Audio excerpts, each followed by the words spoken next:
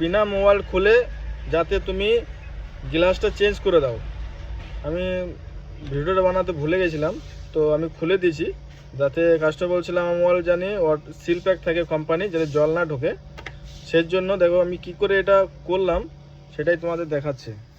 যেরকম দেখছো আমি গ্লাসটা এখানে আলাদা করে রেখেছি, ভেঙে গেছিলো। মোবাইলটা আমি খুলিই নাই, পিছন থেকে পুরো সিল প্যাকই আছে, কোম্পানি যেরকম ফিটিং সেরকমই আছে।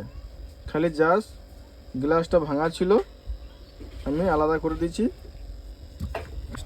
ডিসপ্লেটা এটা খোলা আছে,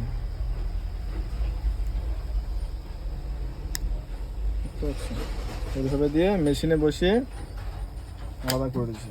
এবার এটাকে আমি পরিষ্কার করে এই গ্লাসটা লাগিয়ে দেবো, তারপরে তোমাদের দেখা।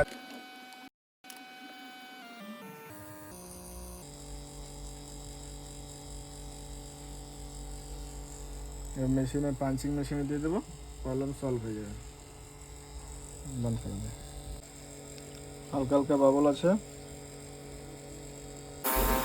মেশিন থেকে বের করে নিলাম। দেখো হয়ে গেছে পাঞ্চিং।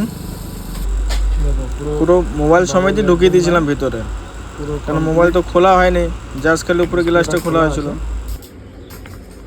ফিটিং হয় না, এবার ফিটিং করে হয়ে যাবে। এরকম কাজ করতে হলে আমাদের কাছে দোকানে যোগাযোগ করো, একদম ফ্রেশ কন্ডিশনে কাজ হবে, কোনো সমস্যা হবে না।